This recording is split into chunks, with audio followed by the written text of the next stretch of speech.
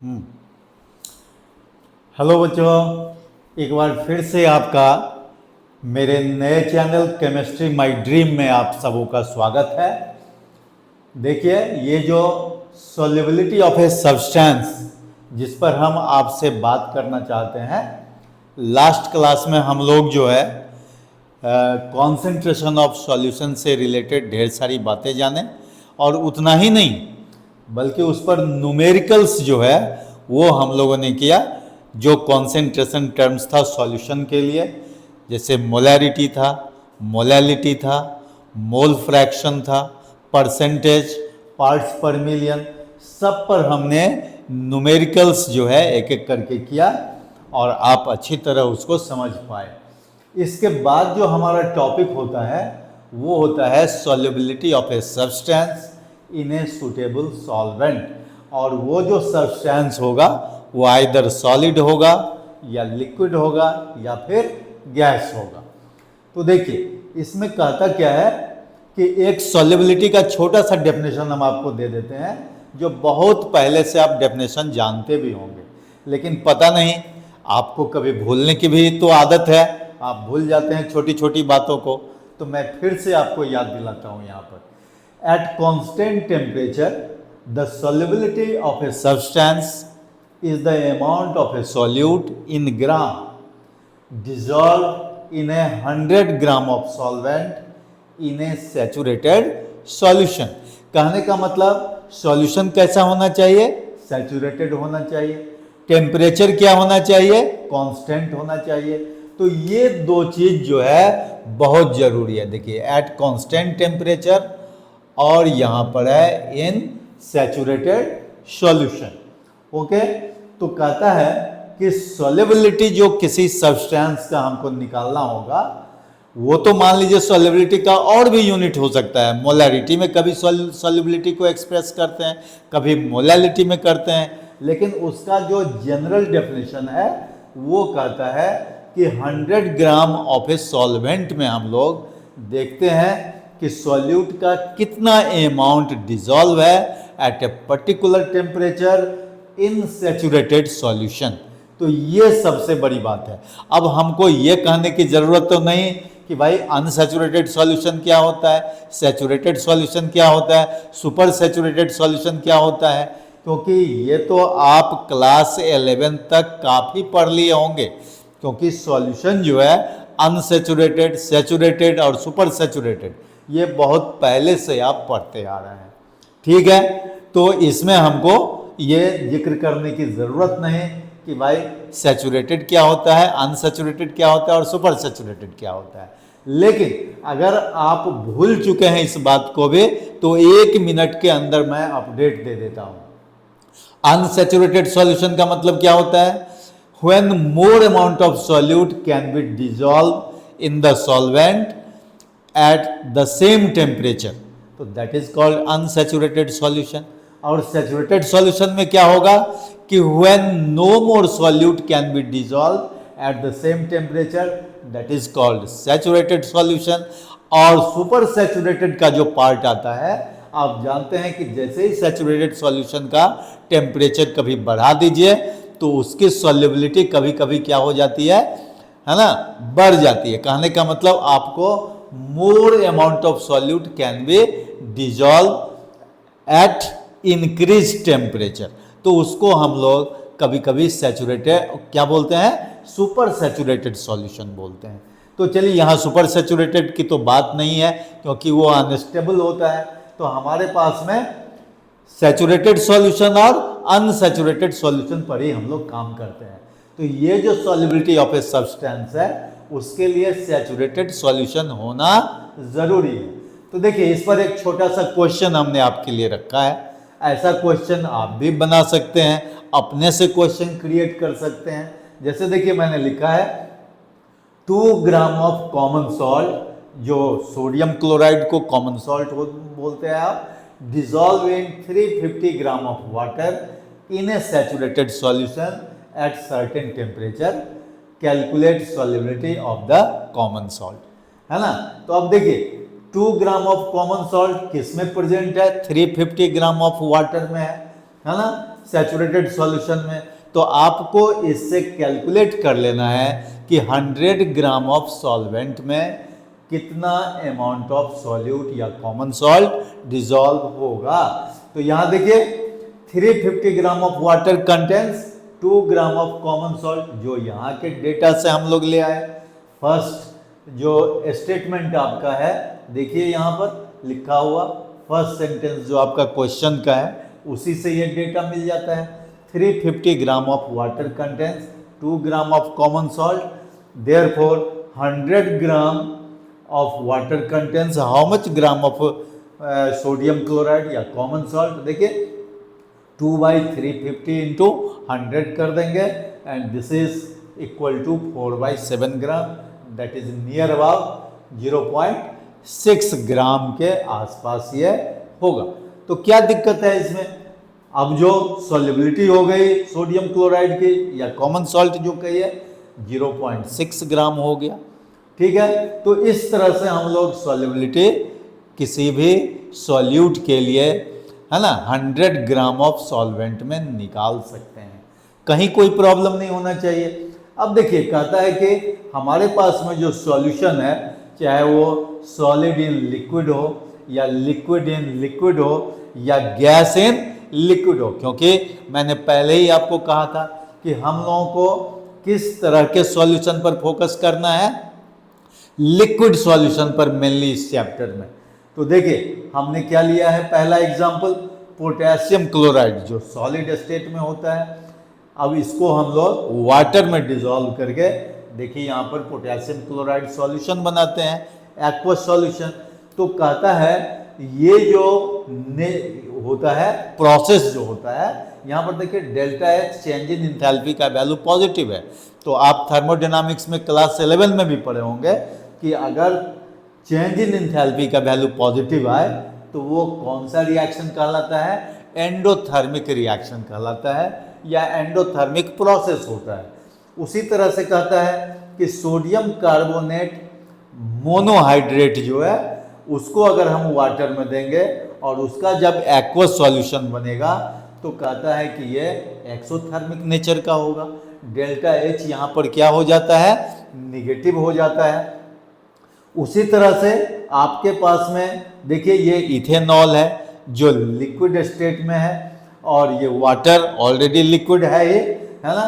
तो जैसे ही हम इथेनॉल को वाटर में डिसॉल्व करेंगे तो वो जो इथेनॉल वाटर सॉल्यूशन बनेगा वो देखिए उसमें क्या होता है, डेल्टा एच का वैल्यू पॉजिटिव होता है। पॉजिटिव का मतलब फिर ये एंडोथर्मिक हो गया। HCl अगर हम लेंगे कोई दूसरा लिक्विड, मान लीजिए HCl की ये C2H5OH की तरह, मतलब इथेनॉल की तरह हम HCl ले लें वाटर में, तो वहाँ भी सॉल्यूशन तैयार होता है HCl का एक्वस सॉल्यूशन, लेकिन वहाँ पर चेंज इन एंथैल्पी क्या हो जाता है, निगेटिव हो जाता है। तो ये एक्सोथर्मिक नेचर का हो जाता है। और ये देखिए एक और लिक्विड हम लेते हैं जो बेंजीन होता है ना, नॉन पोलर सॉल्वेंट के रूप में भी उसको हम लोग काफ़ी यूज करते हैं। तो ये जो बेंजीन है इसको हम टोलिन, ये भी एक लिक्विड है, उसमें जो है डिसॉल्व करते हैं तो फिर बेंजीन टोलिन का एक सॉल्यूशन तैयार होता है। और उसमें देखिए क्या होता है, डेल्टा एच का वैल्यू 0। इसका मतलब होता है कि नाइदर पॉजिटिव नॉर नेगेटिव या फिर नाइदर एक्सोथर्मिक नॉर एंडोथर्मिक। कहने का मतलब neither heat is released heat को एक्सोथर्मिक बोलते हैं और एब्जॉर्ब्ड हीट को क्या बोलते हैं, एंडोथर्मिक बोलते हैं। तो कहता है कि नाइदर एक्सोथर्मिक नॉर एंडोथर्मिक। तो ऐसा सिचुएशन जो होगा इसी चैप्टर में आगे चल करके उसका नाम हम लोग एक पर्टिकुलर सॉल्यूशन के नाम से जानेंगे, जहां पर आपको मैं एडवांस में बतला देता हूं कि वो आइडियल सॉल्यूशन के नाम से जाना जाएगा, है ना। तो आपके दिमाग में तुरंत आ जाएगा कि अरे ये अगर आइडियल सॉल्यूशन है तो हो सकता है कोई नॉन आइडियल सॉल्यूशन भी होगा। बिल्कुल होगा। तो आपको हम, है ना, एडवांस में ही ये बतला दें कि हम आइडियल सॉल्यूशन भी पढ़ेंगे, हम नॉन आइडियल सॉल्यूशन भी पढ़ेंगे और वहाँ भी ये डेल्टा एच का वैल्यू जहाँ पॉजिटिव, नेगेटिव और 0 आया तो इस चीज़ को हम लोग वहाँ भी एक्सप्लेन करेंगे डिटेल में। लेकिन अभी हम किसके लिए ले रहे हैं, सॉल्युबिलिटी के लिए ले रहे हैं, solubility of solid in liquid, solubility of liquid in liquid, solubility of gas in liquid. अब देखिए लास्ट एग्जांपल जो है ये गैसियस स्टेट का है। कोई गैस ले लेते हैं, उसका सुटेबल सॉल्वेंट ले लेते हैं, और यहाँ जो है ना लिक्विड सॉल्यूशन जो बनता है, तो बताइए इस केस में कहता है कि डेल्टा H जो होगा वो ऑलवेज निगेटिव होगा। कहने का मतलब this process is always exothermic in nature.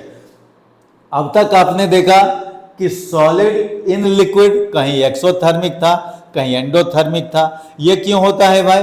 तो this is according to nature of the solute and solvent. ये सॉल्यूट और सॉल्वेंट के नेचर पर डिपेंड करता है, दोनों के इंटरेक्शन पर डिपेंड करता है। इसीलिए आपने देखा कि फर्स्ट केस में देखिए सॉलिड इन लिक्विड, ये एंडोथर्मिक रिएक्शन है। सेकेंड केस में भी सॉलिड इन लिक्विड है, लेकिन ये क्या है? एक्सोथर्मिक नेचर का है। उसी तरह से आपने लिक्विड में भी दो केस देखा, एक में एंडोथर्मिक रिएक्शन देखा, दूसरे में एक्सोथर्मिक रिएक्शन देखा, है ना। और लिक्विड इन लिक्विड जो एक पर्टिकुलरली आपने लिखा है ना, जिसमें कहीं कोई हीट का न रिलीज हुआ और न ही हीट जो है एब्जॉर्ब हुआ।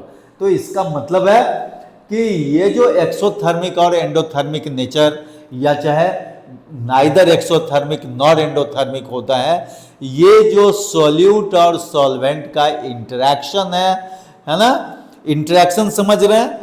नेचर ऑफ लिक्विड जो होता है वो बेसिकली उसके फोर्स ऑफ इंटरेक्शन पर डिपेंड करता है। तो कहता है कि सारे सॉल्यूट का, सॉल्यूट तो हम लोग अलग अलग लिए, सॉल्वेंट ना हम लोग जो है केवल वाटर लिए हैं इतने केसेस में, लेकिन सॉल्यूट तो अलग अलग लिए। इसीलिए कहता है कि वो नेचर ऑफ सॉल्यूट और सॉल्वेंट पर डिपेंड करता है, दोनों के इंटरेक्शन पर डिपेंड करता है। इसीलिए कहीं पर जो है एंडोथर्मिक रिएक्शन होता है, कहीं पर एक्सोथर्मिक रिएक्शन होता है। लेकिन ये जो गैस के केस में अगर हम लोग लेते हैं solubility of gas in a suitable solvent ले, तो कहता है कि वो जो सॉल्यूशन बनेगा that process is always exothermic in nature. वहां पर कोई ऑप्शन हमारा नहीं बनता है कि ये एंडोथर्मिक होगा, ठीक है ना। तो ये जो स्पेशल केस है आपका गैस इन लिक्विड, है ना, this forms a liquid solution and the process is exothermic, इसको हम लोग इस्तेमाल करेंगे। हेनरीज लॉ जो यहाँ हेडलाइन लिखा हुआ है ना, उसमें हम डिटेल में आपको बताएंगे। लेकिन अब तक जो ये एक्सोथर्मिक और एंडोथर्मिक रिएक्शन का आपने यहाँ पर देखा है ना, प्रोसेस देखा, तो इसमें हम लोग ली चैटलियर्स प्रिंसिपल यूज करेंगे। अब ये ली चैटलियर्स प्रिंसिपल क्या है? आपने इक्विलिब्रियम में क्लास 11 में पढ़ा हुआ है ना। तो वहाँ पर क्या होता है कि for exothermic reaction forward reaction takes place at low temperature, ये आप जानते हैं, कहीं आप लिखे भी होंगे। अगर नहीं लिखे हैं तो आप चाहें तो एक लाइन लिख सकते हैं कि in case of exothermic reaction forward reaction takes place at low temperature. तो इसका उल्टा क्या बोल देंगे बताइए? कि backward reaction takes place at high temperature. तो इसमें फॉरवर्ड रिएक्शन का मतलब क्या हुआ और बैकवर्ड रिएक्शन का मतलब क्या हुआ, ये अच्छी तरह समझ लीजिए। फॉरवर्ड रिएक्शन का मतलब होता है यहाँ पर सॉल्युबिलिटी का बढ़ना, मतलब जब सॉल्युबिलिटी बढ़ रहा है तो फॉरवर्ड रिएक्शन होगा, और जैसे ही सॉल्युबिलिटी घट जाएगी तो वो क्या हो जाएगा? Backward reaction. तो जब भी आपका, अब जैसे फर्स्ट केस में आपका क्या है, देखिए यहाँ पर एंडोथर्मिक रिएक्शन है, तो एंडोथर्मिक रिएक्शन में फॉरवर्ड रिएक्शन कब होगा? कहने का मतलब सॉल्युबिलिटी कब ज़्यादा होगा बताइए? Eight high temperature. क्योंकि अभी अभी आपको हमने बताया कि एक्सोथर्मिक रिएक्शन में लो टेम्परेचर पर फॉरवर्ड रिएक्शन होता है, तो एंडोथर्मिक रिएक्शन में हाई टेम्परेचर पर क्या होगा? फॉरवर्ड रिएक्शन होगा और सॉल्युबिलिटी बढ़ेगा। तो ऐसा क्वेश्चन आपको दे देगा और कहेगा कि what will be the effect on solubility with rise in temperature और with what lower temperature तो वो आप कैसे निकालेंगे? पहले जो है देख लीजिए कि भाई ये एंडोथर्मिक नेचर का है, तो आपके पास में रूल बना हुआ है कि at high temperature forward reaction takes place, at low temperature backward reaction takes place. बस उसी का उल्टा किसमें, बिल्कुल ऑपोजिट आप बोल दीजिए एक्सोथर्मिक रिएक्शन में। When the process is exothermic, then at low temperature forward reaction takes place, but at high temperature what happens? Backward reaction takes place. तो इस तरह से आप जो है सॉल्युबिलिटी को टेम्परेचर के रेस्पेक्ट में कैसे वो इंक्रीज करता है और कैसे वो डिक्रीज करता है। तो इसमें सबसे बड़ी बात जो है वो फॉरवर्ड रिएक्शन और बैकवर्ड रिएक्शन को देखना है।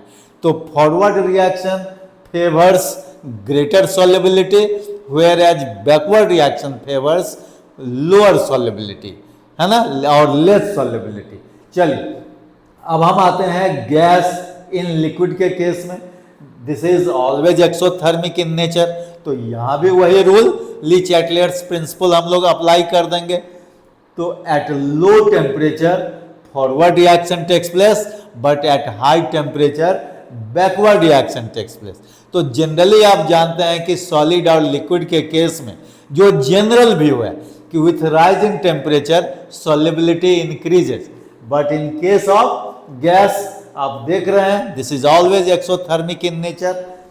गैस इन लिक्विड जो है, जो सॉल्यूशन बनेगा वो हमेशा क्या है, एक्सोथर्मिक नेचर का है। इसीलिए विथ राइज इन टेम्परेचर क्या हो जाएगा, बैकवर्ड रिएक्शन टेक्स प्लेस, मतलब सॉल्युबिलिटी डिक्रीजेस। तो ये क्वेश्चन कई बार जो है बोर्ड एग्जाम में आ चुका है कि व्हाट हैपेंस, है ना, to the solubility of gas in a liquid when temperature increases. तो आप क्या बोलेंगे वहां पर, solubility of a gas in a liquid decreases with rise in temperature, and the reason is quite clear. What is the reason behind it? The reason is this process is exothermic in nature, या solubility of a gas in a solvent is always exothermic in nature। तो इस तरह से जो है आपने इस part को, solubility के पार्ट को पूरा किया। अब जो हमारे पास में है वो देखिए क्या है, हेनरीज लॉ। और हेनरीज लॉ किसके लिए बनता है, गैसियस सॉल्यूट के लिए। तो ये जो आपका दिया हुआ है, ये देखिए जो मैं स्टार मार्क से आपको दिखला रहा हूं, gas in liquid solvent that forms a liquid solution and which is exothermic in nature. इसी के लिए हम लोग हेनरीज लॉ यहां पर पुट करेंगे, ठीक है। तो हमारा जो अब डिस्कशन होगा वो क्या होगा, Henry's law, its application and limitation. तो हम हेडलाइन लिखते हैं आपके लिए हेनरीज लॉ, है ना। तो अब तक जो हमने आपको सॉल्युबिलिटी बताया, उस सॉल्युबिलिटी में आपको कोई प्रॉब्लम तो नहीं, बताइए, कोई प्रॉब्लम नहीं होना चाहिए। क्यों? क्योंकि देखिए सॉल्युबिलिटी के लिए हमने डिफरेंट जो है एग्जाम्पल्स लिया, एक एक एग्जाम्पल लेकर के आपको हमने समझाया। इसीलिए सॉल्युबिलिटी में अब कोई प्रॉब्लम होना नहीं चाहिए। छोटा मोटा अगर उस पर न्यूमेरिकल भी हो तो आप आसानी से कर सकते हैं। तो हमारा जो अब टॉपिक होगा वो किसके लिए होगा, बतलाइए, हेनरीज लॉ। अब ये हेनरीज लॉ का जो स्टेटमेंट है वो आप जानते हैं कि at constant temperature the pressure is directly proportional to solubility of a gas in a suitable solvent. तो ये स्टेटमेंट लिखने की जरूरत नहीं है, स्टेटमेंट तो आप फॉर्मूला से क्रिएट कर लेते हैं। तो देखिए अगर हम m ले लें, m is the amount of the gas dissolve in a suitable solvent which is directly proportional to the pressure applied on the surface, है ना, या चाहे प्रेशर अप्लाइड ऑन इट, दोनों में से कुछ भी बोल सकते हैं। तो ये जो m हो गया वहां पर क्या हुआ, अमाउंट ऑफ द गैस या amount of the solute dissolve in a suitable solvent. तो वो हम सारा लिखेंगे आपके लिए। यहाँ पर m इज इक्वल टू, अगर इस प्रोपोर्शनैलिटी साइन को हटाएंगे तो यहाँ पर आप क्या पुट करते हैं, बोलिए, KH, जिसको हम लोग बोलते हैं हेनरीज कांस्टेंट। तो KH इंटू P हो जाता है, ठीक है। अब P वहां पर partial pressure of the gas है, ठीक है। तो इस चीज को यहां लिख लीजिए, where M is the mass of gas dissolved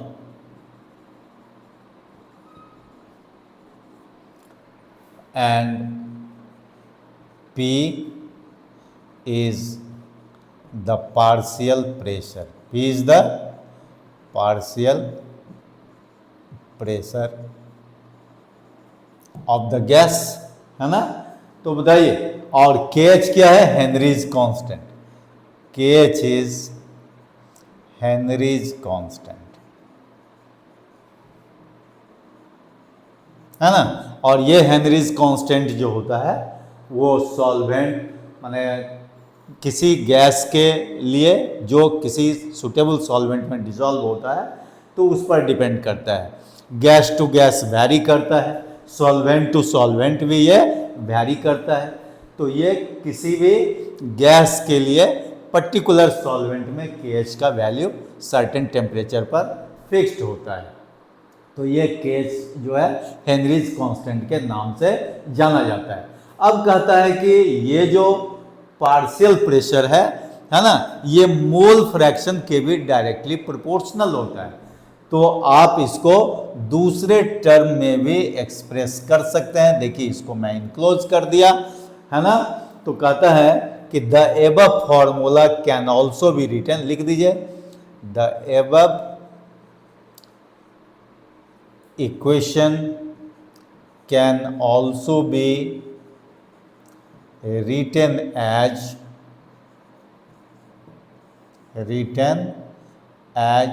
देखिए P is equal to x into KH। अब यहां पर कहता है कि x क्या है, तो इसको भी पहले हम लोग इनक्लोज कर दें और फिर लिख दें कि here x is mole fraction of the gas. क्या होगा, mole fraction of the gas, ठीक है। अब यह mole fraction of the gas, mole fraction तो आपने डिफाइन किया ही हुआ है नंबर ऑफ मोल्स के टर्म में। मैंने आपको बताया हुआ है कि number of moles of one of the component divided by number of moles of all the components present in the solution. ये आप पहले ही डिफाइन कर चुके हैं, लेकिन इसका एक और जो है डेफिनेशन होगा in the form of vapour phase. तो x equal to vapour phase में आप इस तरह से लिख सकते हैं।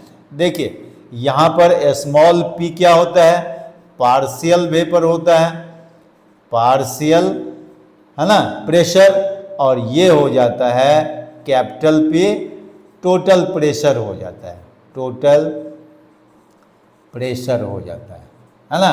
और स्मॉल p क्या हो जाता है, पार्शियल प्रेशर हो जाता है ना। तो मोल फ्रैक्शन को हम वेपर फेज में यहां पर लिखना होगा, इन वेपर फेज। ये काफी इंपॉर्टेंट आपका टर्म है, इन वेपर फेज, है ना।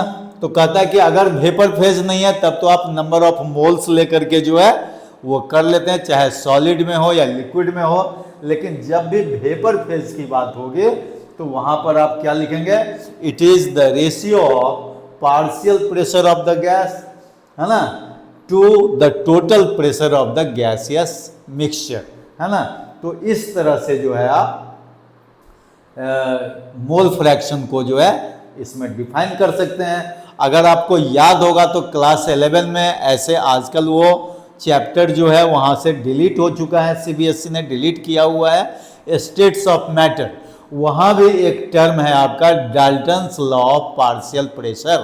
तो जब Dalton's law of partial pressure आप पढ़ेंगे क्लास 11 में भी स्टेट्स ऑफ मैटर में, तो वहां पर मोल फ्रैक्शन जो आप निकालेंगे गैस का, किसमें, इन वेपर फेज, तो यही फॉर्मूला आप अप्लाई करेंगे, है ना, partial pressure of the gas divided by total pressure of the, है ना, गैसियस मिक्सचर या सॉल्यूशन जो भी है वो आप बोल सकते हैं।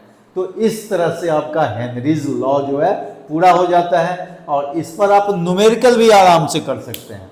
कई न्यूमेरिकल्स आपका देखिए, ये अमाउंट ऑफ द सॉल्यूट निकालने के लिए भी हो सकता है, इसी को आप सॉल्युबिलिटी भी बोल सकते हैं। अभी अभी आपको हमने बताया है कि सॉल्युबिलिटी ऑफ कॉमन सॉल्ट आपने देखा है कि amount of solute dissolve in 100 gram of solvent आपने निकाला, तो m जो अमाउंट ऑफ द सॉल्यूट है, या यहाँ देखिए mass of the gas dissolve है, इसका मतलब वो गैस के सॉल्युबिलिटी को भी इंडिकेट करता है। तो ऐसा नहीं कि आपको कंफ्यूजन में रहना है कि भाई मास ऑफ द सॉल्यूट कुछ अलग हो गया और सॉल्युबिलिटी अलग हो गया, नहीं, दोनों को ही ये रिप्रेजेंट करता है। तो जब भी सॉल्युबिलिटी और पार्शियल प्रेशर से रिलेटेड क्वेश्चन हो, तब आप ऊपर का फॉर्मूला m इक्वल टू के एच इंटू पी को अप्लाई करेंगे, लेकिन जब मोल फ्रैक्शन से रिलेटेड अगर आपका क्वेश्चन हो तो P equal to x into K H आप लिखेंगे। यहाँ के एच का इंपॉर्टेंस काफ़ी है, वो मैं आपको बताता हूँ। कहता है कि के एच और सॉल्युबिलिटी एक दूसरे का इन्वर्सली प्रोपोर्शनल होता है, तो इसको आप यहाँ पर साइड में जो है ना, नोट कर लीजिए कि K H is inversely proportional to solubility, है ना। इसका मतलब है कि अगर के एच का वैल्यू ज़्यादा होगा तो solubility of a gas in a solvent क्या होगा, कम हो जाएगा, है ना। तो ये बराबर भी जो है एग्जाम में आया हुआ है, के एच और सॉल्युबिलिटी पर जो है ना, हमेशा वो क्वेश्चन कुछ न कुछ रहता ही है। तो ये काफ़ी इम्पॉर्टेंट आपका है टर्म कि हाउ के H varies with solubility of a gas in a solvent. तो एक वो हो गया, इस पर जो न्यूमेरिकल होगा वो होगा, और इसका दो चीज़ और पढ़ेंगे हम लोग। एक पढ़ेंगे लिमिटेशंस ऑफ, है ना, हेनरीज लॉ, और दूसरा पढ़ेंगे एप्लीकेशंस ऑफ हेनरीज लॉ। तो हेनरीज लॉ का जो एप्लीकेशंस है, ऐसे मैं नट सेल में आपको बता दूं कि अगर आप गैस का प्रेशर बढ़ाएंगे तो सॉल्युबिलिटी बढ़ेगा। तो जितने भी एरेटेड ड्रिंक्स होते हैं, सी डाइवर्स जो होते हैं, जो समुद्री गोताखोर जो आप हिंदी में बोलते हैं, है ना, वो सब जो है हेनरीज लॉ को अप्लाई करते हैं। एट हाई प्रेशर जो है सॉल्युबिलिटी ऑफ गैस वहाँ पर होता है। जैसे सी डाइवर्स जो होता है वो क्या करता है, ब्रीदिंग किट ले जाता है सांस लेने के लिए, है ना। देखे होंगे कि वो अपने बैग पर जो है वो किट ले जाता है। उस किट में क्या क्या भरा हुआ रहता है, हीलियम रहता है ना, इसके बाद ऑक्सीजन रहता है, नाइट्रोजन रहता है, उसका सर्टेन परसेंटेज रहता है।